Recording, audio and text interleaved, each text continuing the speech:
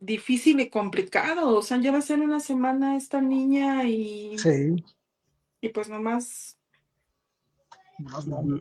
Sí, no dan señales de nada. Sí, está complicado. Tiene muchos aristas del caso. Bastante.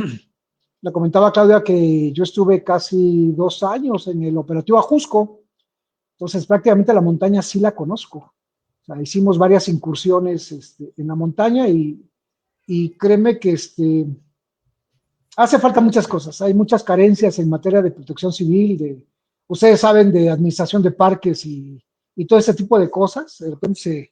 De repente como que se explayó mucho esta actividad, se desbordó, sí. pero siempre con esa, como que se desbordó en el sentido de seguridad, ¿no? Y digo, no quiero decir que esas son las consecuencias, pero son temas que hemos tratado con ustedes, ¿no? Hemos hablado de esta cuestión de la seguridad. Yo creo que difiero un poquito de ti, amigo. Yo creo Ujú. que en todos los sentidos se Ajá. disparató. Y Sí, sí, sí, sí, sí. siento que a raíz de la pandemia, toda Ujú, esta situación de actividades de senderismo ujú. se disparó. Y obviamente, como toda actividad, pues ahora todo el mundo es guía, ahora todo el mundo es Sí, experto, nada más sí, por saber el exactamente. camino, Sí, sí, sí, ¿no? sí. Y no van Sí, sí, sí. con la seguridad que debería de ser, ¿no? Y que Y es algunos que lugares también no sí, cuentan con esta seguridad. es que Y yo es a me lo que pongo te a iba a pensar, comentar. digo, estos lugares deberían de tener cámaras. Es lo que te iba a comentar, la cuestión gubernamental es muy importante ahí. La verdad es Ujú. que muchos lugares de estos son administrados por ejidatarios o gente local y Ujú. finalmente lo ven como una especie de medio para obtener recursos, que muchas de las veces estos recursos no se destinan a estas áreas justamente, ¿no? Para poder hacer guardabosques, para hacer vigilancia por parte de ellos. O sea, muchos lugares te cobran y ahí nos vemos, y te roban, te asaltan o lo que sea adentro, ya es cuestión tuya, ¿no? Así es, Sí. efectivamente. Bueno, pues un tema muy interesante para seguir, pero pues ya Sí, estamos al aire, amigo. Ya estamos al aire. Buenas noches a todos nuestros amigos del Valle de México, los que ya están conectados. Ya vemos que algunos ya están conectados, los que se van a conectar en esta charla interesante que vamos a tener. Y obviamente para nuestros amigos que van a estar viendo esta charla. Recordemos que se queda por unas horas, por unos días esta charla conversación aquí por nuestra página y que posteriormente van a poder ver esta charla, así como las 35 charlas que ya llevamos en esta sesión de Sabías de Raíz, que lo pueden ver por nuestra plataforma de YouTube, El Valle de México desde su raíz. Seguirlos, invitarlos a que se unan. TikTok, tenemos Instagram y andamos por todas las redes sociales. Entonces, en esta noche de viernes, me supongo que lluviosa por toda el Valle de México, pues sean todos ustedes bienvenidos y hoy nos encontramos pues con un gran amigo que ustedes ya conocen, que ya ha estado aquí y que hoy pues nuevamente nos tiene un tema muy interesante que platicarnos. Así es que sin más preámbulos, amigo Juan. Sí, muy buena noche a todos, a todos los que se conectan, los que van a ver más adelante esta transmisión. Pues doy la bienvenida de nueva cuenta a nuestro buen amigo arqueólogo Evidey y voy a leer un poquito recordando su trayectoria para saber quién es nuestro amigo, qué es lo que nos presenta también y en función de eso, pues que entendamos más o menos el contexto de lo cual hablaremos también. Entonces, bueno, Evidey Castro Lainez es arqueólogo por la Escuela Nacional de Antropología e Historia, la ENA, agente de la Policía de Investigación acreditable por el Instituto de Formación Profesional de la PGJ del Distrito Federal, perito criminalista por la Academia Internacional de Formación en Ciencias Forenses, presidente del Movimiento Nacional por la Seguridad, la Procuración de Justicia, presidente de Paz y Seguridad por México, miembro fundador y directivo del Consejo de la Alianza Internacional por las Fuerzas de Seguridad y Emergencias, miembro directivo del Observatorio de Seguridad Pública y Privada Nacional, subdirector de Seguridad y Procuración de Justicia, prensa por la Federación Internacional de Comunicadores, instructor voluntario de la Policía del Distrito Municipal Caleta en República Dominicana, asesor, conferencista y analista en temas de seguridad pública, arqueología, historia y cultura. Reconocimientos que tiene el valor y la intervención policial, así como la productividad y desempeño en general, escritor e investigador en cultura, seguridad, Procuración de Justicia, y aparte de eso, pues tiene 20 cursos, diplomados acreditados y 53 conferencias y cursos impartidos al momento en tópicos respectivos. Sin más preámbulo, amigo arqueólogo Evidey, bienvenido y adelante, es tu espacio. Hola, pues qué tal, nuevamente saludándolos, buenas noches. Antes que nada agradecerles el espacio, felicitar nuevamente a este espacio del Valle de México, de su raíz, y esta coadyuvación con la cultura, pues es mutua, este interés lo compartimos muchos. Agradezco nuevamente el espacio, como digo, y bueno, creo que el tema está bastante de moda. Los mexicas, justamente en el aniversario de la fundación de la ciudad, que se estima por los expertos. La verdad es que los expertos no se han puesto de acuerdo. Esta cuestión de historia de la que es expertise más del doctor Juan Garcés, realmente es bastante interesante, por más que durante mucho tiempo el coto de historia ha sido tachado como un poco aburrido, pero yo creo que esa cuestión tiene mucho que ver con la forma en que se ha historiado o historiografiado en México, y desgraciadamente tengo que aceptarlo, tiene mucha cuestión de relación actualmente con lo que es la política. Y no me refiero a la política última, sino la política desde hace muchos sexenios, en los cuales los presidentes, sobre todo como figura principal ejecutiva, han manejado el tema, sobre todo para sus propios intereses. Hago un paréntesis, por ejemplo, el sexenio de López Portillo estuvo caracterizado mucho por esta circunstancia de allegarse a la historia como un tema de identidad, pero manejado desde la perspectiva ejecutiva, pues se volvió un discurso recurrente para poder afianzarlo, reitero, de forma política. Esta charla, más que una charla desde la perspectiva de un experto, considero que es una charla entre amigos para poder discernir estos temas de interés y generar el mismo. Durante mucho tiempo, el tema de la mexicanidad y la identidad ha estado relacionada principalmente con la arqueología. La arqueología le dio un carácter de mexicanidad a este país, el cual lo mantiene de alguna manera dentro de una frontera geográfica determinada. Los mexicas saltaron a la escena, obviamente a partir del enorme poder que concentraron, de que fue el último pueblo o cultura que los españoles encontraron a su llegada. Y pues bueno, eso marcó definitivamente toda la realidad, toda la realidad de historia y arqueología en México, de forma determinista. Mi charla tiene que ver con el aspecto justamente de esta circunstancia. Hablemos de los mitos. Los mitos son importantes, vienen arraigados en la tradición oral. Hay que rescatar esta tradición oral porque finalmente es lo que nos quedó después de una conquista sangrienta, una conquista militar muy fuerte, una conquista cultural muy fuerte, con un impacto mucho mayor que el que se dio entre Roma y Grecia. Roma conquista militarmente a Grecia, pero Grecia conquista culturalmente a Roma. Por eso muchas de sus deidades pasan con nombres de griegos a romanos, etc. Pero el encuentro fue en otra tesitura.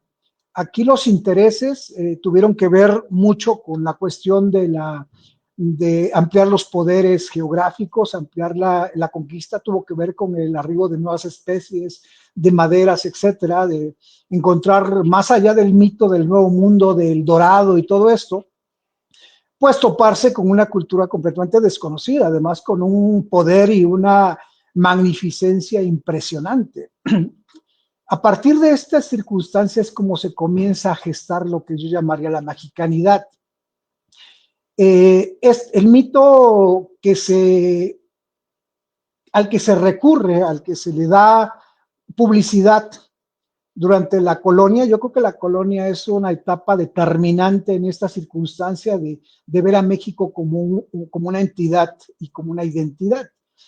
porque el tiempo atrás no tenía que ver con el poder ver que vinieran españoles o extranjeros a nuestro país. Finalmente hay un libro que se llama La vida cotidiana de los mexicas en vísperas de la conquista, y finalmente ellos vivían un tiempo en el que vivían ignorados de que esta circunstancia de entuerto cultural fuera a darse, ¿no? Finalmente.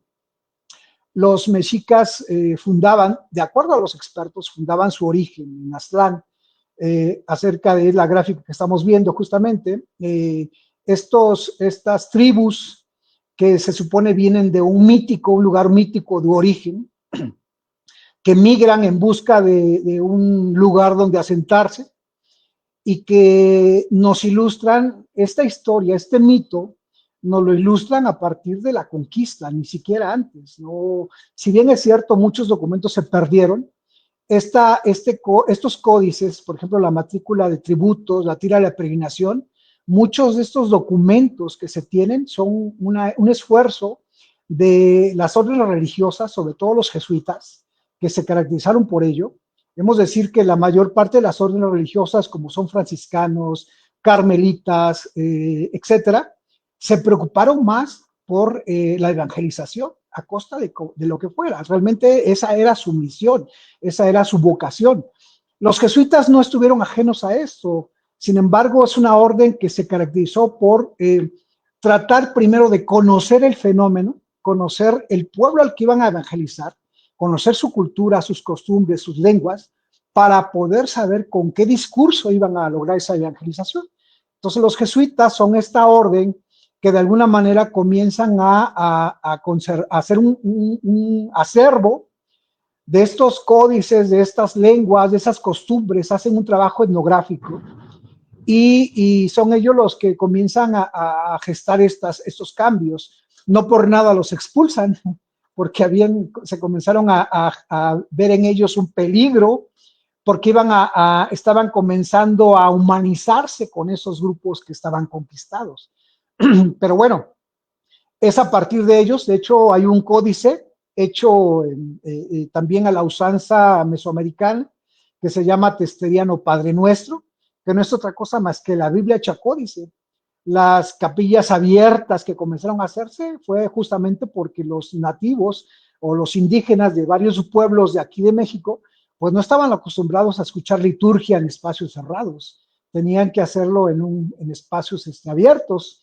Bueno, tantos cambios, pero volvamos a lo que es el mito.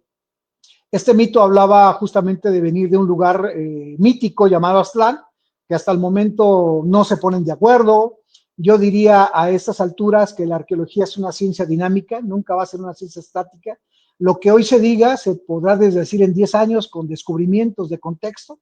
Puede cambiar por completo la visión en 20 años quizá, o más tiempo, pero nunca va a ser estática, nunca se va a decir la última palabra, porque la arqueología justamente es eso, el estudio del contexto, no solamente el contexto de campo, sino también el contexto de gabinete, porque hay muchísimos textos, hay muchísimas tratados, libros, que se encuentran en los acervos jesuitas, en los acervos de órdenes religiosas, en cartas incluso más allá de Cortés, en lo que los viajeros se pueden llevar durante el tiempo del romanticismo de la colonia. En fin, no está todo dicho. Cuando se llegan al lago, que es justamente lo que se está celebrando en estas fechas, se habla de un 18 de julio, se habla de 13 de marzo, se establecen varias fechas. La verdad es que los expertos no van a ponerse de acuerdo, es muy difícil que pongan una fecha que raya más en el mito, que raya más en la leyenda, que sacado de un contexto real, porque la devastación cultural que se hizo con la conquista, pues se perdió muchísimo, muchísimo, y aspectos que a lo mejor nunca se van a llegar a conocer. Se llegan al lago Mayor, que muchos le dicen el Valle de México, haciendo alusión al sitio. Otros le llaman la Cuenca de México. La verdad es que había un lago Mayor enorme en estas regiones, circundado por todas las sierras que tenemos alrededor. Estamos en un terreno volcánico.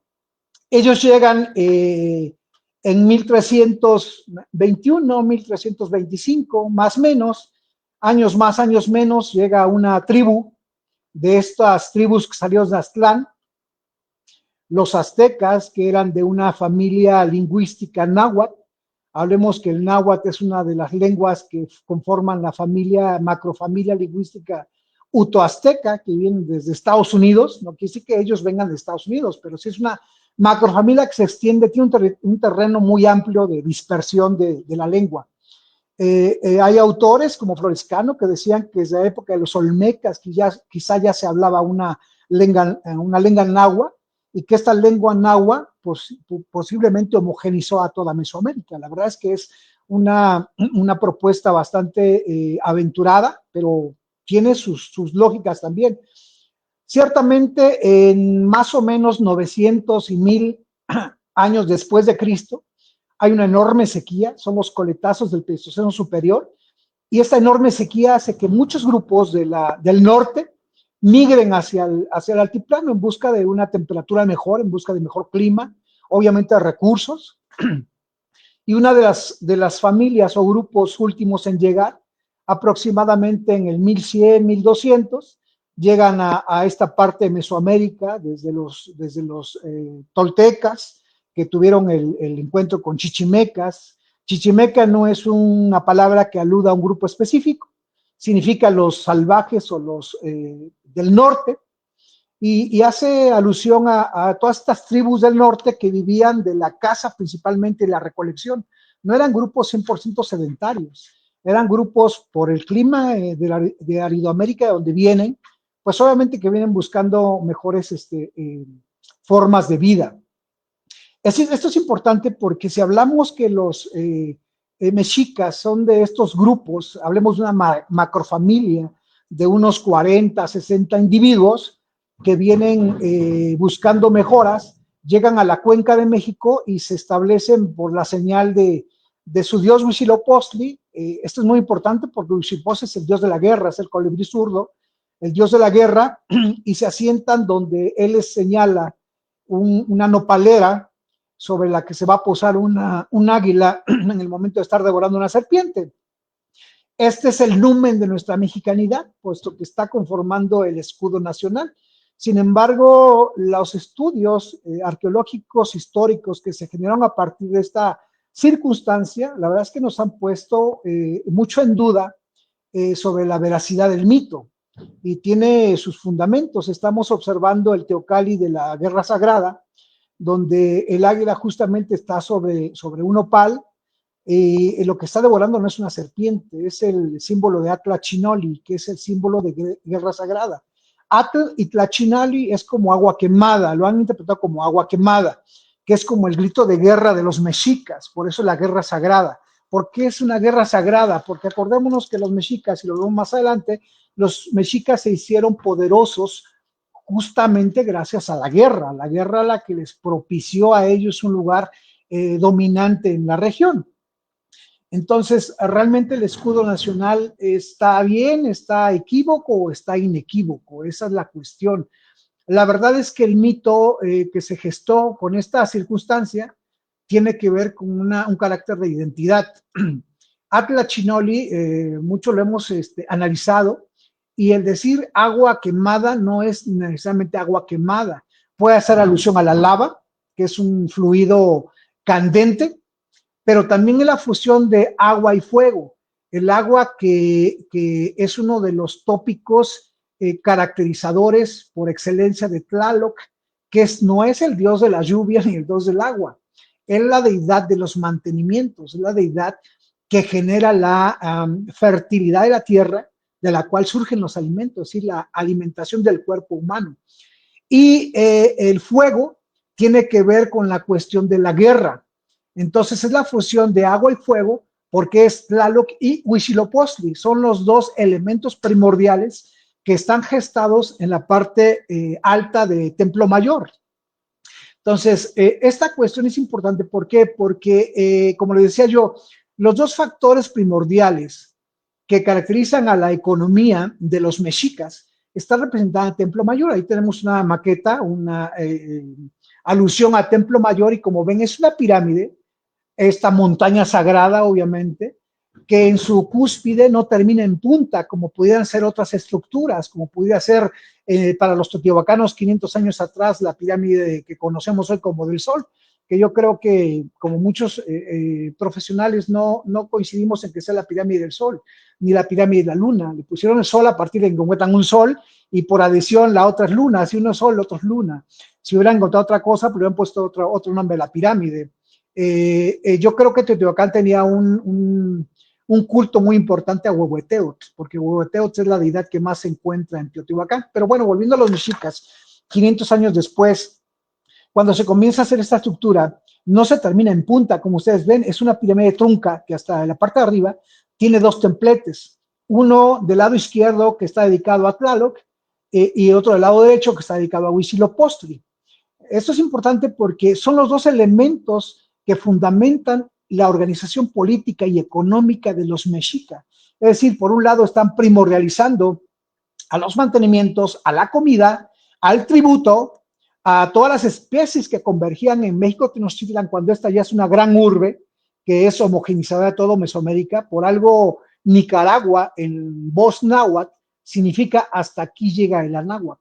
Eso significa Nicaragua. Imagínense hasta dónde llegaban el poder de ellos. Pero propiamente el Templo Mayor, y esta gráfica que nos ilustra Juan es importante. Este es el Teocalli de Acatitlán, que está ubicado en Tlalnepantla, Estado de México. Es uno de los sitios postclásicos mejor conservados por su restauración. No es que estas estructuras hayan durado tanto y en tan buen estado. Tienen un trabajo de restauración como muchos lugares y por eso es que los vemos de esta manera. Obviamente tampoco lo hicieron así en su época de esplendor. Esos tuvieron argamasa, un recubrimiento, un aplanado y obviamente exponían colores.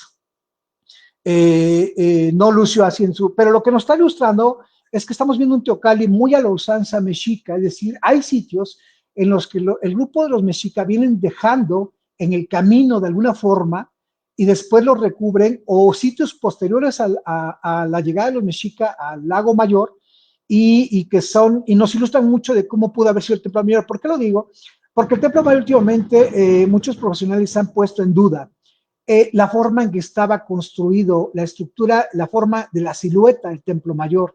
Incluso hay autores que dicen que la forma en que nosotros concebimos actualmente el Templo Mayor de México no era el Templo Mayor de México, sino estaba inspirada esa reconstrucción en el Templo Mayor de Texcoco.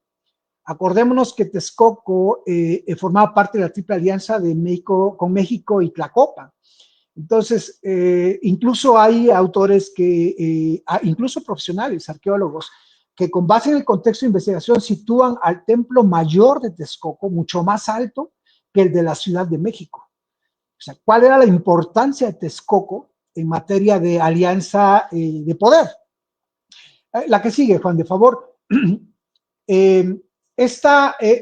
Aquí estamos viendo esta gráfica que les digo, para que ustedes vean y juzguen el posible tamaño comparativo entre lo que fue el Templo Mayor de la Ciudad de México y el Templo de Texcoco, que fue completamente devastado. Ahora, esta charla tiene que ver porque lo que quiero hacer es despertar un poco el análisis y la curiosidad de los expertos y los no expertos. Realmente hoy, gracias a las redes, podemos acercarnos tanto de comunicación o de información fidedigna o de fuentes buenas y también, pues obviamente, pues de todo tipo de calidad de información. Pero bueno, cuando los mexicas llegan a la cuenca, se encuentran con que esta zona no estaba despoblada, estaba sumamente poblada por una jerarquía hegemónica que extendía su poder hasta Oaxaca, que extendía su poder hacia el norte, hacia occidente, hacia todos lados. Es decir, ya había un régimen aquí instalado que tenía un poder muy importante y este poder era sustentado por los tecpanecas de Azcapotzalco.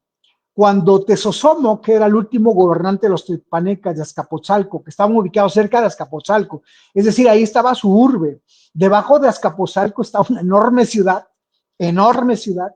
que tiene que ver con esta circunstancia anterior a México Tenochtitlan. Y que bueno, hace falta muchísima excavación y para eso vuelvo a lo mismo, hace falta mucho interés político para destinar fondos a la investigación. Este régimen, dirigido cuando llegan los mexicas, obviamente, pues ellos solicitan un lugar para poder asentarse. Y ese lugar les es dado por los tecpanecas a orillas del lago. No sabemos exactamente si fue donde actualmente se encuentra Templo Mayor, porque está un poco alejado de las márgenes del lago.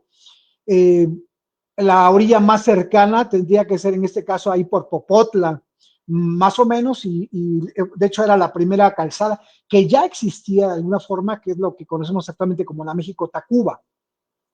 Este grupo, pues les dado este espacio con condiciones. Cuando los tecpanecas les dan este lugar para vivir, les condicionan primero a que tenían que entregar un tributo que tenía que ver con especies que ellos pudieran cultivar, con especies que pudieran cazar. Ellos eran expertos cazadores porque venían de una herencia chichimeca o de una herencia de Aridoamérica, donde habían conocido perfectamente la caza y la recolección. También les pedían un tributo en mujeres, consortes para sus dignatarios, para toda su élite de gobierno de los tupanecas. Y el otro tributo que les pedían era darles jóvenes para sus ejércitos. Y como le he dicho en otras ocasiones, ese fue uno de los grandes errores de los tupanecas. El hecho de comenzar a ingresar a sus filas de sus ejércitos a jóvenes tenochcas, mexicas en este caso, pues ellos comenzaron a ver cómo se organizaba el ejército tecpaneca y comenzaron a aprender sus técnicas militares, la forma en que estaba organizado todo el ejército tecpaneca.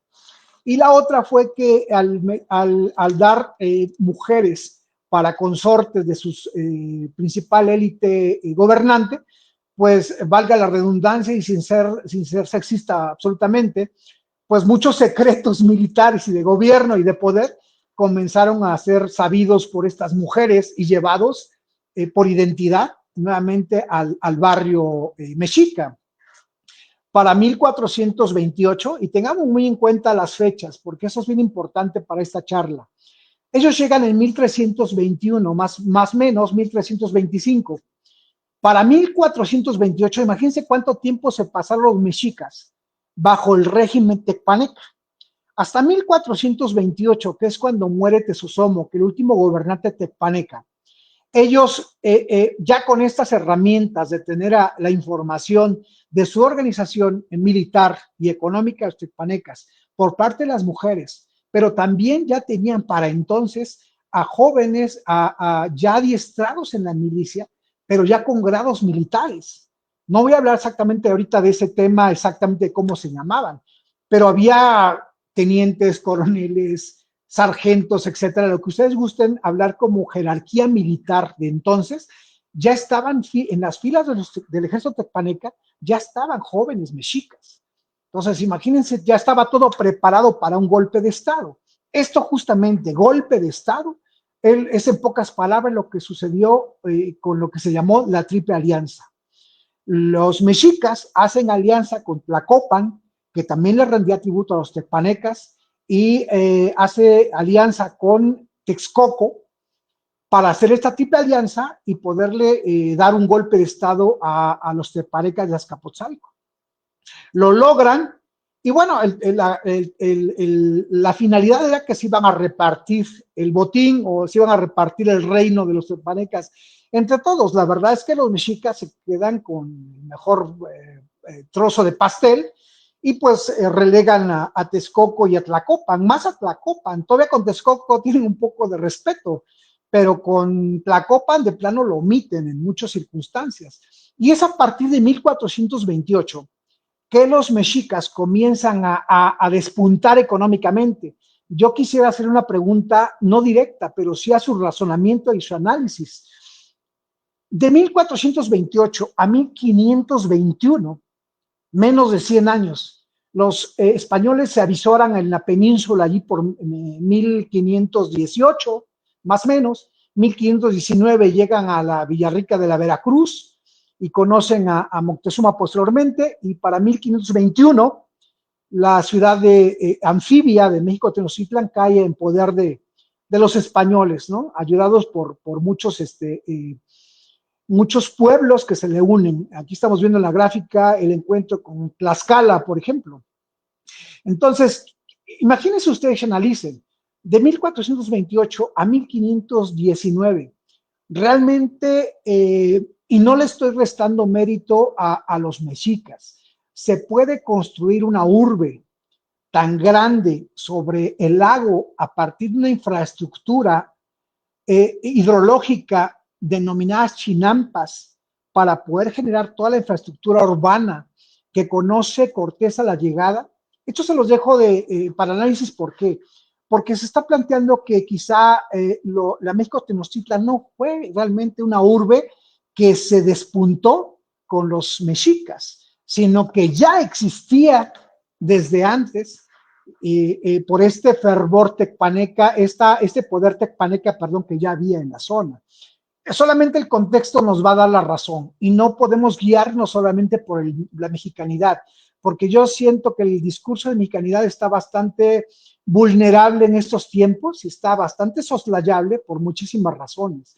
Es decir, si tuviéramos que estudiar, que hacer excavaciones a profundidad en la Ciudad de México, tendríamos que encontrar los contextos más tempranos de ocupación en el lago. Y si encontráramos un contexto tecpaneca, obviamente quiere decir que no fue creado. Su servidor estuvo excavando en un sitio arqueológico llamado El Japón, ahí por Xochimilco, y hay chinambas que tienen una antigüedad radiocarbónica que ronda alrededor del 600 después de Cristo, en la época de esplendor teotihuacano. Entonces, imagínense ustedes esta circunstancia. Y como digo, yo no quiero soslayar la mexicanidad, pero la mexicanidad tiene que ser un discurso que esté realmente sustentado en una realidad más analítica. Justamente vamos a ir más adelante con esto, pero bueno, les dejo esta circunstancia. Cuando los mexicas desarrollan toda una hegemonía impresionante, ellos tienen que recurrir a un discurso de poder legitimar su autoridad. Es decir, si los pueblos vecinos, como son los texcocanos, perdón, como son los Tlacopa, como son los Culuas, como son los Xochimilcas, como son tantos pueblos que había alrededor, y hoy muchos asiduos a estos temas, queremos mexicanizar a todos, mexicanizar a todos. Queremos ver que los chalcas eran mexicas, que los texcocanos eran mexicas, que los colhuas eran mexicas, y todo es mexica. Incluso en el discurso político parece que no existen otros pueblos, parece que no existen tarascos, no existen olmecas, no existen mayas, no existen totonacos, etc. Mesoamérica era un bagaje cultural impresionante a la llegada de los españoles. La lengua oficial efectivamente era el náhuatl, pero muchos grupos tenían su propia identidad y sus propios dioses. México Tenochtitlan fue una urbe en que tuvo que jalar para poder agregar en su culto politeísta todas estas deidades.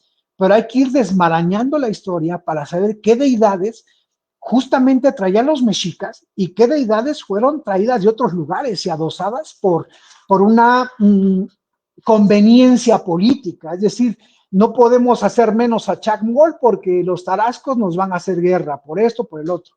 Pero vuelvo a esta circunstancia. Tenían que crear un mito de legitimidad, porque si ese mito no se creaba, los vecinos iban a ver si este pueblo mísero, harapiento, hambriento, pobre, pongámosle, si valga la redundancia, en las redes jodido, ¿cómo es posible que este grupo tan bajito, parece como el mito del pastor que cuida cabras y después se convierte en presidente de la República, ¿no? Ya como que nos gusta mucho esa historia del pobre que se levanta y es poderoso para nuestro espíritu libertador y luchador, ¿no? Porque este tipo de recurso, y no me dejaba mentir el doctor Juan, es muy recurrente en México, como que siempre queremos jalarlo más esto para hacerlo más hacia arriba, ¿no? Como para poder justificarnos. Entonces los mexicas lo que hacen es comenzar a generar en publicidad en los grupos de alrededor, los grupos sojuzgados después de 1428, imagínense esos días, es concentrar a todos los líderes políticos para qué vamos a hacer, porque si los demás grupos comienzan a pensar, a razonar que llegamos, hicimos una triple alianza y logramos vencer al principal régimen, pues los demás van a decir, pues si nosotros tenemos más tiempo aquí en el lago, pues tenemos más derecho. Entonces vamos a organizarnos y si estos se vuelven déspotas, se vuelven un régimen despótico, etcétera, autoritario, pues también nos levantamos con otra alianza, ¿no? Entonces ellos tuvieron que legitimar esta circunstancia a través de un mito, y el mejor mito fue decir que venían de un lugar, Aztlán, que venían guiados por un dios y que llegaron a un lugar, pero no llegaron por suerte ni por azar, llegaron porque eran los elegidos de una deidad, eran el pueblo elegido del dios. Y entonces este discurso, que suena más a política y no nos va a diferenciar de muchas realidades mexicanas, era justamente para legitimarse. Entonces ellos crean esta propaganda en los demás grupos y dicen, no, es que ellos llegaron como llegaron, las circunstancias que llegaron, pero no están ahí nada más porque sí, llegaron destinados por un fin divino, ¿no? Por una cuestión divina. Y es entonces que se crea este mito que hoy tenemos tan marcado de mexicanidad, que es un águila sobre un nopal devorando una serpiente. Yo siempre lo he dicho, si las circunstancias históricas, si ese lo hubiera y lo hubiera no existe, si hubiera dado otra región, quizá ahorita tendríamos por escudo un venado, quizá un jaguar, quizá otro símbolo. Finalmente es una cuestión real, es una cuestión tangible y está tal cual. Los españoles se allegan a la conquista guiados por un interés monetario, por una ambición. No podemos desestimar tampoco su logro, porque lo estamos viendo desde este lado. Yo siempre he dicho, no podemos juzgar solamente un lado por ser mexicanos, tenemos que ser bastante objetivos, y la objetividad yo creo que es una de las finalidades más prístinas de la historia. La objetividad es muy difícil, lograr la realidad, sobre todo hablando del pasado, con los elementos que nos permitieron o subsistieron a esa circunstancia.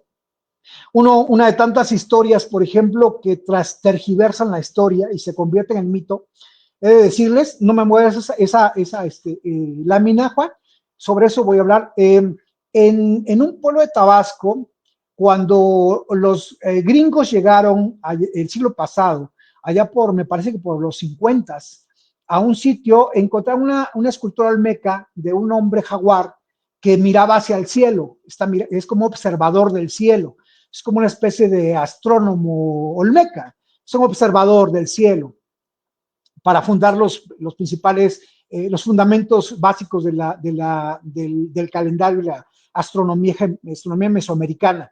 Pero los gringos los gringos veían la escultura y le llamaron el Hodgman, que es el que observa, el que mira. Los lugareños del pueblo le llamaron, como ya a los españoles, a los gringos referirse a esta escultura, ellos no lo escucharon normal y le pusieron el Juchimán. Actualmente en ese pueblo se dan las fiestas del Juchimán, pero muy pocos saben cuál fue el origen. Muy pocos saben que Churubusco no era Churubusco, nunca fue Churubusco, fue Huitzilopochtli. Lo mismo pasa con Cuauhtémoc. Actualmente hay hasta feria en Iztacalpan, hay hasta una feria de Cuauhtémoc. Pero pocos saben o se atreven a desmentir que este mito, que esta historia fue creada a partir de una broma que le hicieron a Eulalia Guzmán, arqueóloga, que sus compañeros le jugaron una broma y le dijeron que abajo del altar de la iglesia en Iztacalpan estaban los restos de Cuauhtémoc. Pero así la historia de México se va gestando y se va construyendo a partir de relatos, de mentiras, de tantas circunstancias que las nuevas generaciones ya cada vez van haciendo menos por historiografiar de forma correcta y adecuada. Entonces, son como los héroes desconocidos, ¿no? Hablando de ello, y por eso la charla, actualmente en el Zócalo se establecieron representaciones de las principales monolitos, esculturas de los mexicas. No podemos decir que todas las esculturas sean de los mexicas, muchos de los pueblos de alrededor, y muchos ni siquiera fueron realmente esculpidos por ellos, sino puestos por el mito de legitimación de poder hacia los demás pueblos. Y recuerdo mucho una frase que a mí me gusta mucho: las moles son arrastradas para ufanarse de un pasado que no entendemos. ¿Cuánto realmente comprendemos todo el bagaje que tiene alrededor de una escultura como Coatlicue, como la Piedra del Sol, como Tlaltecutli, o sea, cada quien pone sus hipótesis. Por eso yo digo siempre, lo que yo les platico y lo que yo les diga, dúdenlo, pero dúdenlo por completo. Porque esa duda y esa incertidumbre nos va a hacer que nosotros investiguemos, busquemos fuentes para poder refutar con argumentos, porque eso es realmente lo que hace avanzar la cultura. Yo no puedo discutir con alguien si no tiene fundamentos, si no tiene un argumento válido y sólido con el cual podamos historiografar a gusto. La conquista de México se dio en el aspecto militar, sin duda alguna. Los españoles doblegaron a los pueblos de México, incumplieron con los que se aliaron a los españoles, se aliaron porque obviamente ya no soportaban el régimen mexica, eso es obvio, y eso no tiene que ver con mexicanidad, tiene que ver con una realidad insostenible. Los mexicas eran el poder despótico al momento de la llegada de los españoles, que ya no era soportado por muchos pueblos. Por eso muchos pueblos vieron, equivocadamente por supuesto, en Cortés o en los españoles la salida a este régimen. Les prometieron tantas cosas y era tanto el poder que el odio que les tenían, que posiblemente se les aliaron. La conquista militar se dio, creo que la conquista militar nunca fue posible, pero sobre todo la conquista espiritual nunca se logró, y eso es una piedra que siempre va a tener en el zapato la Iglesia Católica en México. Eso es más que obvio. ¿Por qué? Porque actualmente en muchos pueblos de todo México se siguen haciendo rituales en alta montaña, peticiones de lluvia, se sigue teniendo una advocación hacia la cueva, hacia el maíz, se siguen teniendo muchísimos rituales que son señas claras de esta circunstancia de dominación espiritual. La lámina anterior ilustraba justamente la forma en que la Iglesia Católica hizo la conquista espiritual, que nunca logró, hasta la fecha nunca fue lograda. Los mexicanos somos completamente parafernalios, somos un ente bastante curioso que tenemos en nuestras casas, desde la sábila hasta el Buda, hasta la herradura, hasta el imán, hasta las monedas, etcétera, etcétera, porque tenemos una mentalidad religiosa muy compleja, muy, muy compleja. Cuando se establece la colonia, yo les digo la Nueva España, es un territorio bastante amplio, se pierde mucho de lo que fue el terreno. Yo no quiero pensar que ese es el terreno de México, porque no fue de una poderío mexicano. Yo creo que este territorio marcado geográficamente que vemos ahí en el mapa tiene que ver con la expansión española. Esta Nueva España que abarcaba hasta allá arriba y que se perdió en siglos posteriores, sobre todo en la época de 1800 a 1900, por las jugarretas políticas y los compromisos, abarcaba muchísima área y se expandieron las obras religiosas hacia muchos lugares. El desierto fue uno de los lugares más difíciles. Si fue construida sobre el Templo Mayor, nos queda bastante claro con el descubrimiento de Templo Mayor, el sitio arqueológico que se conoce en el Zócalo. Hay muchísimo por conocer. Es una urbe que tuvo una expansión territorial muy amplia, más avanzada en su tiempo que muchos lugares contemporáneos. Se comenzó a hacer sobre todo la recolección de especies, de maderas. El hallazgo hace poco en Chalco de este pedazo de embarcación, pues solamente da cuenta de muchas cosas que ya sabíamos y que están por conocerse muchas más por obra de infraestructura. Mucho de lo que se ha encontrado en descubrimientos arqueológicos de últimos años ha sido gracias a las obras gubernamentales, porque realmente presupuesto para trabajo arqueológico en otros lugares no lo hay y difícilmente lo va a haber. No hay interés gubernamental actual y esperemos que se vengan regímenes o ejecutivos que tengan interés en esto, desde los pequeños hasta los grandes. Muchas veces hemos escuchado que se le echa la culpa al INAH. Realmente el INAH hace lo que puede con el poco presupuesto que tiene. El INAH no, la cultura, si ustedes ven los reportes que se dan, las dádivas legislativas que se dan a la cultura, son bien pobres. Aparte, la cultura se divide todavía, la partida presupuestal se va a cultura, se va a Secretaría de Educación Pública, se va con Conaculta, de ahí va a INAH y de INAH se va a la Dirección de Arqueología. Entonces, realmente queda muy poco. Pero bueno, para 1824 más o menos se da la primera moneda que aparece en México con el gorro frigio, este gorro que todavía recuerda a los movimientos europeos, anglosajones, etcétera, y que tiene que ver con poder desde la corona, el resplandor, y aparece ya por primera vez el águila mexicana, el águila que va a quedar como una especie de decreto, bueno, no como una especie de, queda como una especie de decreto para que ocupe una de las caras de la moneda. Es donde se comienza, ahí está el dilema exacto del águila y sol. Ahí está el resplandor como el sol y el águila. Águila o sol va a ser parte de nuestra suerte, va a ser parte de nuestra moneda y va a ser parte del discurso de mexicanizar a todo México. Ajá, y no digo que Chiapas no sea México, pero ¿por qué México? Porque viene de la idea mexica. Y realmente hay pueblos que tuvieron su propio contexto, identidad, y claramente con los mexicas no tuvieron otra cosa más que la opresión. Entonces es como recordarle a muchos grupos el régimen que los dominó desde entonces y cómo el contexto del discurso político se crea a partir de la arqueología. Ahí tenemos a la gran urbe de México, Ciudad de México, y todavía hasta hace mucho tiempo, yo creo que hasta la actualidad, digo hasta hace mucho tiempo porque políticamente se cambió el contexto de Distrito Federal a Ciudad de México como un estado nuevo.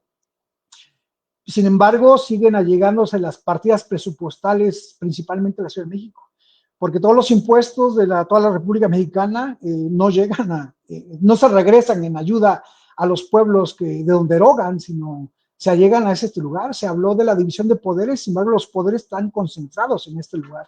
Es decir, la Ciudad de México tiene todavía desde México Tenochtitlan un impacto político, social importantísimo en todo México. Es la ciudad más importante, la capital del país, el lugar donde se llega a todo lo importante, y sin embargo está construida sobre un contexto medioambiental delicado. Actualmente la UNAM ha puesto en voz el hecho de que la cuenca es cuenca, y por mucho que se haya rellenado, por mucho que tenga capas de relleno, por mucho el drenaje profundo, este lugar puede ser catastrófico para, digo, quizá en siglos, quizá en decenias, en algunos años, pero sin embargo sí estamos en una etapa de riesgo. Ese es el contexto que nos llama a ser Estados Unidos mexicanos, la República Mexicana, un contexto de república, y sin embargo son historias aisladas que merecen ser contadas, que merecen tener su propia mexicanidad. La identidad no se crea a partir de un discurso homogenizador, como se ha querido hacer con el águila sobre el nopal devorando la serpiente, ni tampoco arrastrando moles para ufanarnos de un pasado que ni siquiera entendemos. ¿Cuántos realmente de los mexicanos estamos asidos a una lectura de verdad, de valor? ¿Cuántos tenemos la curiosidad por investigar? A veces pensamos que son cotos, que son solamente destinados a los profesionales, y la verdad es que nos hace falta metodología nada más. Metodología para poder historiografiar. Hay historias individuales. Yo creo que la mexicanidad no se da a partir de México, se da a partir de cada calle, cada barrio, cada colonia, cada municipio, cada congregación tiene su propia historia. Y ese contexto de mosaico cultural es el que nos da la riqueza. Ojalá que podamos vertirnos hacia una integración más sana, más realista, para poder historiografiar y poder conocer. Hace poco en mi perfil compartí notas de la vida de Benito Juárez, y la verdad es que volvemos a lo mismo. Son figuras, son símbolos, son historias, son temas que se ocupan para poder legitimar o contextualizar algo que no es verdad, que no es así. Queremos ver a los héroes como si fueran dioses intocables, y la verdad es que fueron humanos, con errores, con defectos y con virtudes. Entonces yo creo que esa es la importancia de mi charla, el poder allegarnos a esa circunstancia, el poder ver a México en el desarrollo de nuestras consecuencias, de nuestros actos, de nuestras decisiones, y finalmente hacia dónde vamos encaminados, qué es lo que se requiere, qué es lo que se necesita para ello. Creo que no tengo hasta el momento que me acuerde más que agregar, a menos las preguntas que ustedes surjan. Muchas gracias. Al contrario, muchas gracias, amigo Videy. Estéreo. Efectivamente, un tema muy interesante, muy de moda ahorita y más en estos días, a estos 700 años, y no se diga, pues ese espectáculo que se está llevando en la Ciudad de México, ¿no? Que aquí también sería conveniente platicarlo, comentarlo, pero que sé que nos alargaríamos mucho más, porque mucha gente también está en contra de ello, ¿no? Todo lo que daña y demás a estos, en la catedral y demás, que bueno, ya también sería meternos en otro tipo de situaciones políticas. Amigo, vamos a leer algunos mensajes que nos llegaron muy interesantes. Nuestro amigo Héctor, saludos, nos anda viendo desde el bello municipio de Ecatzingo. Saludos, amigo. También está Oswaldo Pérez, dice que, wow, un excelente tema. Nuestro amigo Beto López dice que la destrucción fue su característica más importante para la evangelización. Nuestro amigo Víctor Manuel González Salto dice que un tema con muchos misterios, todavía no descifrados. Los mexicas, muy atento a la entrevista y saludos con mucho agrado desde Monterrey, Nuevo León. Saludos, amigo. Nuestra amiga Virginia Martínez Moreno dice que buenas noches. Amigos del TESOEM, Día del Gastrónomo, saludos, Juan y Roa, excelentes temas, muchas gracias, saludos. Nuestro amigo Ángel, que también apenas estuvo el doctor ¿Sabías de raíz qué? También nos anda viendo, saludos, doctor.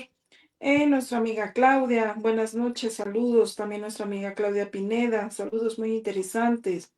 Le mandan saludos José Israel Campero, al doctor Garcés, saludos. Nuestro amigo Fecho Adrián dice que interesante plática, muchísimas gracias, Evidey, saludos desde Ayapango, muy buenas noches. Nuestro amigo Loki Martínez Pérez nos dice saludos y es un gusto seguir nuevamente sus transmisiones. Solamente un comentario. Híjoles, el comentario de nuestro amigo parece carta, pero se me hace muy interesante y vamos a leerlo. Dice, mientras trabajaba en el centro de monitoreo de videovigilancia en el Museo de Templo Mayor, en un par de ocasiones se me permitió accesar a cuartos restringidos, en donde trabajaban antropólogos e historiadores, realizando y practicando estudios diversos a muchas piezas, comentándoles, perdón, ornamentales, ídolos braceros, estatuas de gran tamaño, incluso muchas piezas de oro. Lo raro es que incluso al día de hoy no han sido mostradas a la sociedad. Igualmente tuve la fortuna de presenciar una excavación en la que se realizó el hallazgo de osamentas humanas con muchas piezas de diferente índole a su alrededor a modo de ofrenda. Muchas gracias tu comentario que también da mucho a qué comentar, amigo Lucky.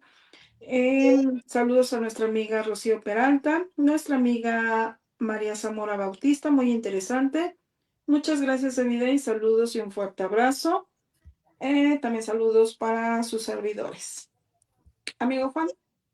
Sí, híjole, me gustó mucho tu tema, Videy, como todos los que nos presentan nuestros invitados. Un tema polémico quizá para algunos, pero para quienes hacemos ciencia y tratamos de rescatar esta parte histórica, pues es una realidad, ¿no? Es la construcción justamente, y lo mencionó muchas veces nuestro amigo y arqueólogo Evidey, esta parte de legitimación, ¿no? Que al final de cuentas, pues se usó después de la conquista, evidentemente, eh, en el siglo XIX, sin ni dudarlo, y obviamente pues es lo que nos refleja como tal, ¿no? Es un símbolo, uno de los símbolos más importantes, símbolos patrios de nuestro país, y junto con eso pues ese constructo, ¿no?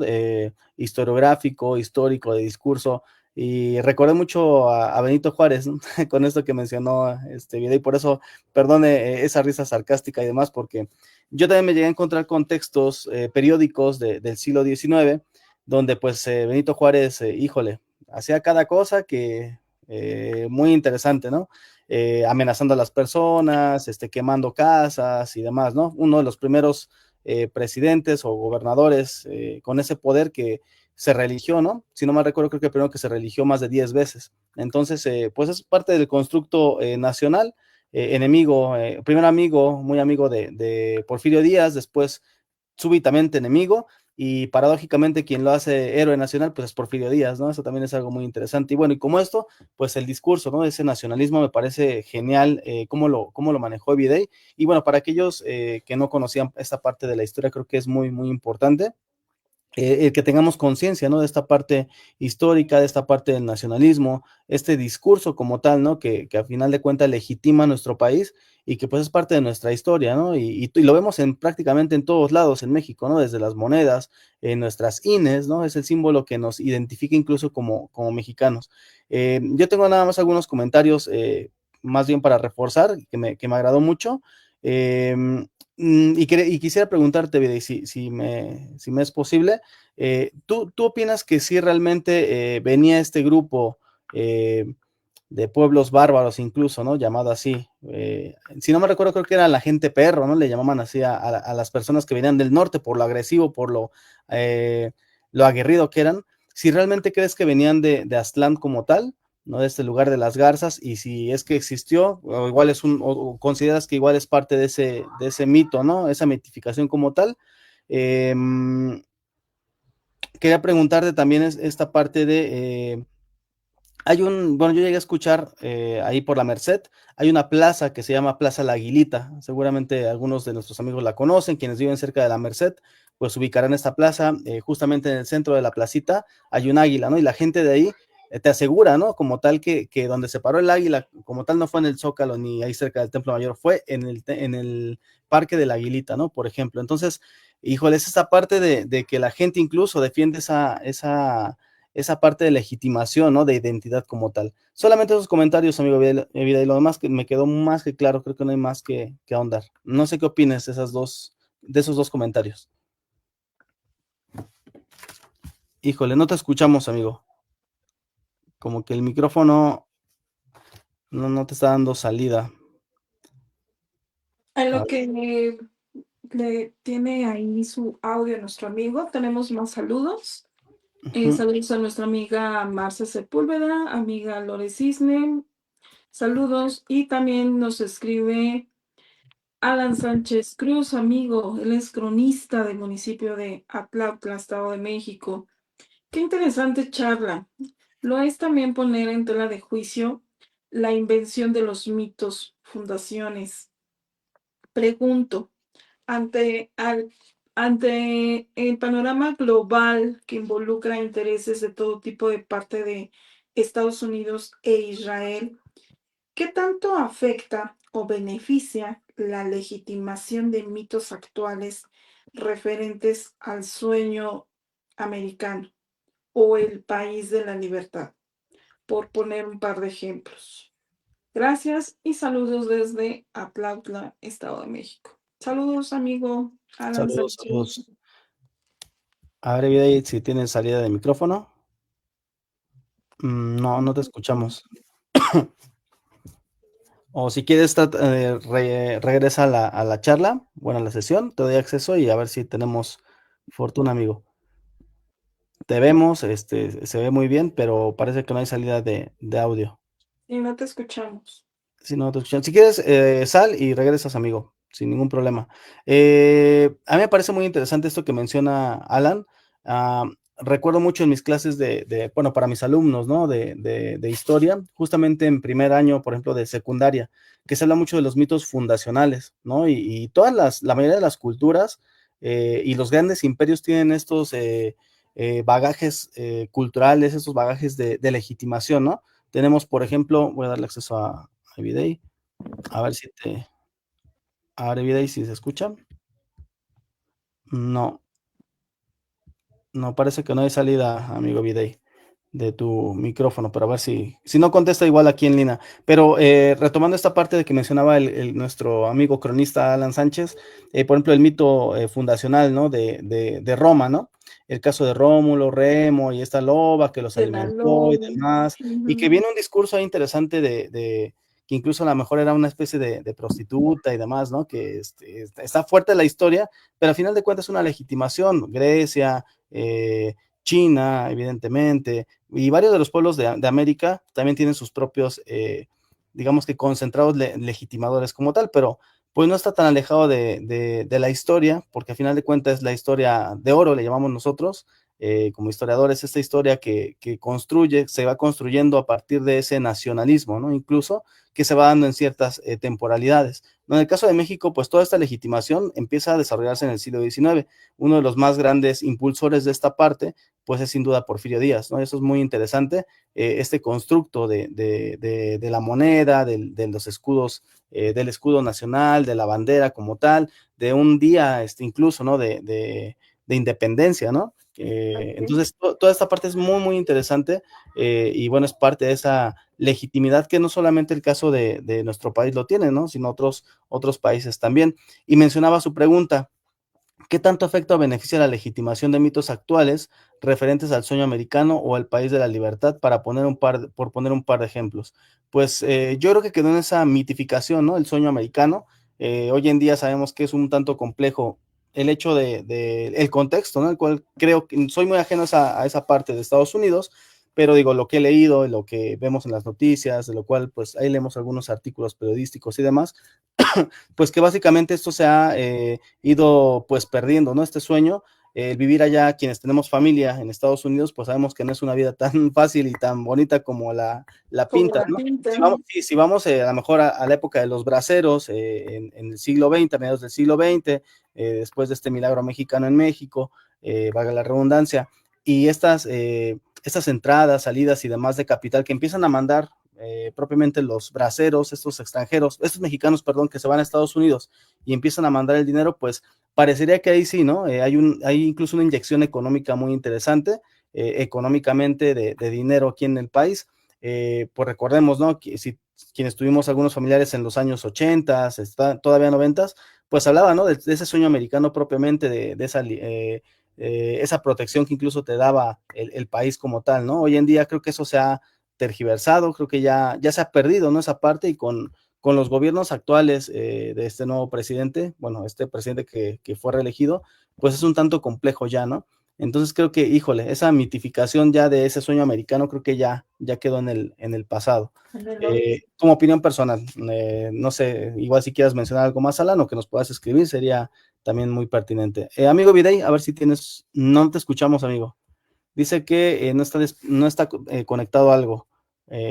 Dice dispositivos no conectados. Ahí creo que tenemos una fallita con el audio. A lo mejor reiniciar. No, amigo, no. Veo Sí, que nos no lo preguntas escuchamos.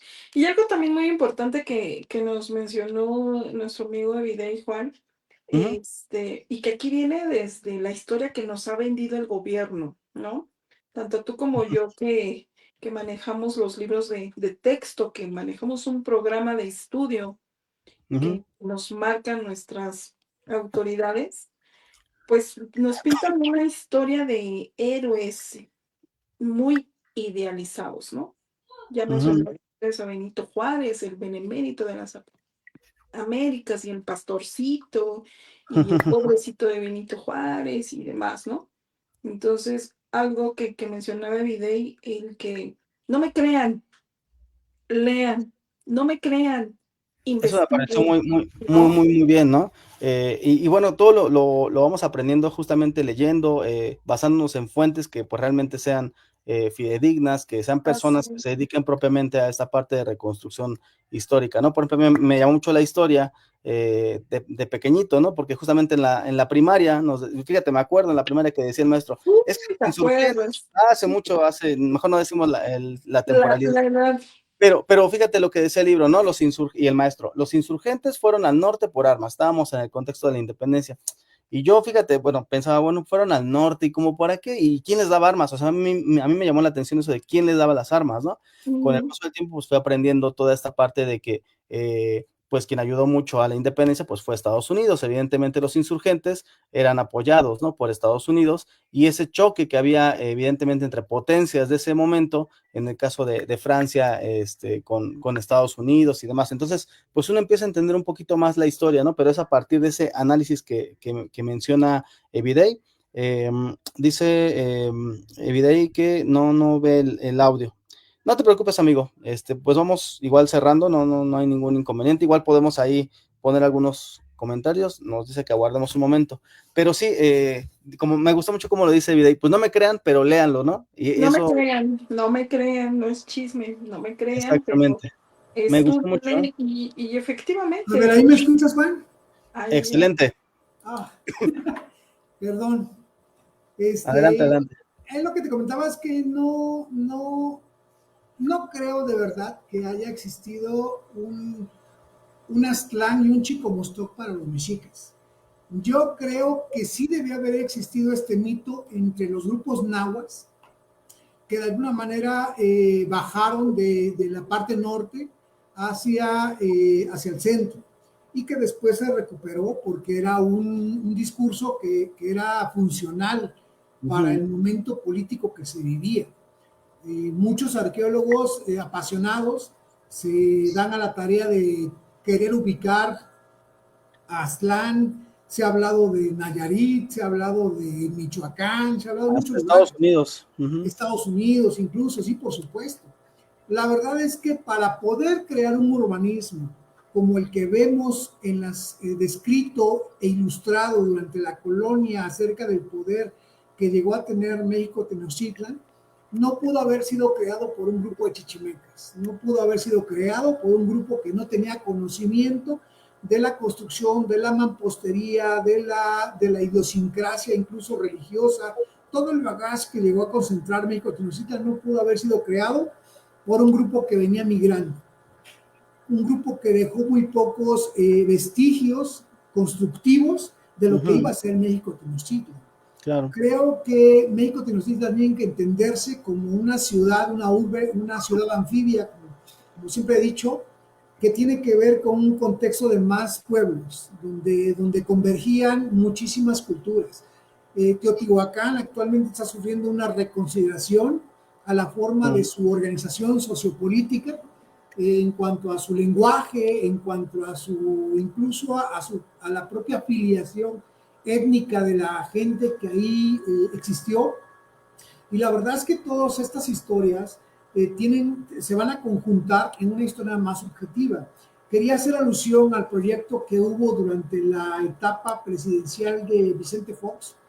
Se hizo un esfuerzo por parte cultural, no estoy hablando que él haya sido el que lo impulsó, pero sí su parte cultural, su Secretaría de Cultura, de poder crear textos escolares con una historia un poco más apegada a la realidad. Ganaron el proyecto que mejor ganó, finalmente ni siquiera quedó. Y actualmente los libros de texto, y eso lo conoce mejor que nosotros la maestra Estéreo, tienen muchísimas fallas, tienen muchísimos errores, es como querer exaltar la legitimidad a través de historias falsas, y ese es el problema. Mientras más equívocos estemos en nuestro análisis historiográfico, estamos creando mitos que ni siquiera tienen que ver con la realidad, porque nos estamos resistiendo a la objetividad. Muchos arqueólogos que conozco, historiadores, quieren encontrar la piedra filosofal para poder tener sus 8 minutos de fama, y eso no es la cuestión. No es yo encontré la piedra más antigua, yo vivo cerca de donde Quetzalcóatl pasó e hizo del baño, perdón por la expresión. Es las cosas como son, realmente como es la realidad. Así sea que nosotros vivamos en un pueblo que fue subjuzgado, pero es parte de una realidad, es una parte de realidad que integra la realidad nacional, ¿no? Aquí lo interesante sería, por ejemplo, ¿qué podríamos dejar de esta charla? La parte crítica, ¿no? Me gustó mucho y reitero, hay que letrarse, ¿no? Y en este caso, si nos ven, bueno, los chicos, los jóvenes, nuestros alumnos incluso, pues no solamente desmentir una historia que está en los libros, sino más bien... Que no nos crean. Más bien ser críticos, ¿no? Yo creo que esa parte crítica es muy interesante. Sí, que evidentemente que no nos crean, pero pues ahí están las fuentes, hay muchos libros, hay muchos estudios que incluso se han ido realizando en los últimos años, y que a final de cuentas la ciencia es eso, ¿no? El reconstruir, la ciencia se va actualizando, básicamente, bueno, se va reconstruyendo en la parte historiográfica al menos, y se va actualizando esa información, y yo creo que eso es lo que buscamos nosotros también en esta página, en este espacio, pues ser un tanto más críticos, ¿no? No solamente, ahora sí que criticar de manera directa lo que está en los libros de texto, sino más bien tener esa parte fundamentada, que haya un análisis también de aquí, ¿no? Y eso es muy interesante. Me gustó mucho tu charla, amigo. Yo te felicito, siempre aprendo algo contigo. La verdad me encanta tu charla, tu experiencia, tu conocimiento. Te reitero bueno, esta admiración que yo te tengo como tal, porque siempre en tus charlas aprendo algo, Videy. Digo, yo no soy especialista, mucho menos en esta parte prehispánica, me hubiera encantado, pero contigo, bueno, esta información la verdad es muy rica. Yo te felicito y te agradezco también en nombre del Valle de México, de Estéreo seguramente también, pues el hecho de que nos des este espacio. Estéreo, para ir cerrando, por favor. Así es, amigo Videy, para cerrar con broche de oro. Un dato curioso, un sabías de raíz que ¿Sabías de raíz que el proyecto de libros de texto que ganó no es el que actualmente tenemos como libros de texto en México? Y si me preguntaran cuál sería de las obras que yo más recomendaría para conocer o acercarnos objetivamente a la historia antigua de México, son dos obras. La primera es Historia Antigua de México, como coordinador es Linda Manzanilla, y es en editorial INA UNAM Porrúa. Creo que está compuesta de 3 volúmenes, se va actualizando. Creo que es de las obras que tienen a autores que han trabajado directamente en contexto y también de gabinete, porque el gabinete es importantísimo. El gabinete actualmente en México está muy segregado. Cada vez acceden menos a los estudiantes, historiadores, arqueólogos, a las fuentes primarias, como es el archivo general de la Nación, como es el archivo del INA, y pocos tienen acceso a las fuentes europeas, por ejemplo, donde están todavía muchísimos diarios de campo. Sí, el archivo de Indias es súper rico, No se han podido, todavía no se han incluso cambiado, traslapado de idioma de francés, de otros dialectos al español, todavía hay muchísimo por eso. Y la otra es México, un pueblo de la historia. Es de la, permítame, de la Alianza Editorial del Bolsillo. Yo estoy tomando nota porque sí me interesa actualizar también esta parte. México, un pueblo en historia, dijo. México, pueblo de historia. Nada más que nos proporcione el autor o igual seguir Sí, mira, voy a mostrar. Este es el tomo 1, el volumen 1. Ok. México, Historia Antigua de México. Se va actualizando con el tiempo y es una de las obras que yo más puedo recomendar. Y la otra es México, un pueblo en la historia, Enrique Semo. ¿Es esto? Semo. Me parece que son 5 volúmenes.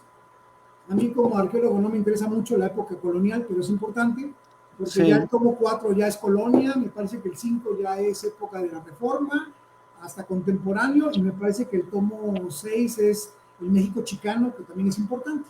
Pero son las dos obras que yo puedo decir con justa razón que son las más objetivas, que es una pena que mucho de lo que hay aquí asentado no esté en los libros de texto, que es una pena que la SEP tenga que funcionar como una institución tal cual, muy lineal, muy horizontal más que vertical, porque poco permite accesar a sus alumnos a estas diserciones. Será riquísimo poder llevar a las escuelas ese tipo de dudas para despertar en los jóvenes el interés por investigar, para poder construir una historia pues más objetiva. Claro, que fíjate, amigo Videy, que creo que, bueno, no me dejará mentir quienes trabajamos en nivel básico, la nueva escuela mexicana está haciendo algunos cambios interesantes. Por ejemplo, ya está dando un poco más de libertad de cátedra, ¿no? Yo me atrevería a llamarlo así. Entonces, está aperturando varias cosas, cambiando, bueno, metodologías, cambiando esta historia lineal, incluso esta enseñanza lineal, algo mucho más actualizado. Entonces, también fíjate que sería interesante invitar, a lo mejor ahí tenemos un par de autoridades que nos pueden ayudar, algunos supervisores de nivel básico, que a lo mejor pues nos podrán apoyar en esa parte, ¿no? En tratar de que sean voz también para ello y que se pueda ver la historia desde otra perspectiva también. Pues muchísimas gracias, amigo. Hay un cambio, perdón Juan, que me meta en esta situación. Hay un cambio efectivamente ahorita con la nueva escuela mexicana, pero al menos en el nivel básico, primaria, O sea, es una Ujú. mega super embarradita ahorita de historia. Sí. Es muy, muy, muy por encimita. Entonces hay que sacarle de aquí, de acá y demás para darle más temas a los chicos. Pero Claro. bueno, esa es otra historia. Pues amigo Evidey, a nombre del doctor Rodrigo Vega y Ortega Báez, que es el presidente de la Asociación Interdisciplinaria para el Estudio de la Historia, que gracias a él pues te vamos a hacer llegar tu constancia respectiva a esta nueva participación que tuviste con nosotros. Te agradecemos mucho este espacio, te agradecemos mucho este tema. Nos dejas con esa grandísima tarea de no creerte, investigar, leer. Y pues ahora que vaya a tu casa, por ahí se te van a perder 2, 3 libros. Ya vi por dónde los dejaste. Sí. Entonces, pues, amigo Juan, muchísimas gracias por este espacio. A todos nuestros amigos del Valle de México, muchísimas gracias. Gracias por seguir esas transmisiones, tanto en vivo como en su reproducción posteriormente. A todos que pasen una excelente noche y un bonito fin de semana. Linda noche a todos. Muchas gracias. Hasta luego.